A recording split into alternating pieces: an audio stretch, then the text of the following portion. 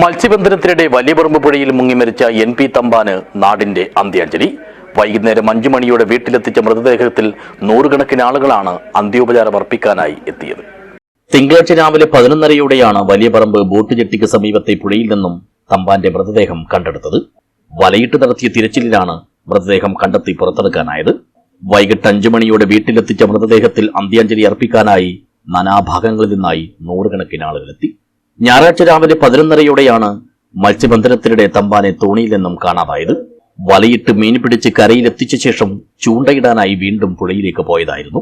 ഏതാനും ആഴ്ചകൾക്ക് മുമ്പ് വലിയപറമ്പിൽ തമ്പാൻ ഫിഷറീസിന്റെ ഫിഷ് സ്റ്റാൾ ആരംഭിച്ചിരുന്നു. പൊതുപ്രവർത്തകനും കൂടിയായ തമ്പാന്റെ മരണവിവരമറിഞ്ഞ് അനേകം ആളുകളാണ് പ്രദേശത്ത് തടിച്ചുകൂടിയത്. M. ശ്യാമളയാണ് തമ്പാന്റെ ഭാര്യ. അഞ്ജലി, റാംജിത്ത് എന്നിവർ മക്കളാണ്. 6 മണിയോടെ മൃതദേഹം സമുദായ ശ്മശാനത്തിൽ സംസ്കരിച്ചു. News bureau, Cheruvathur.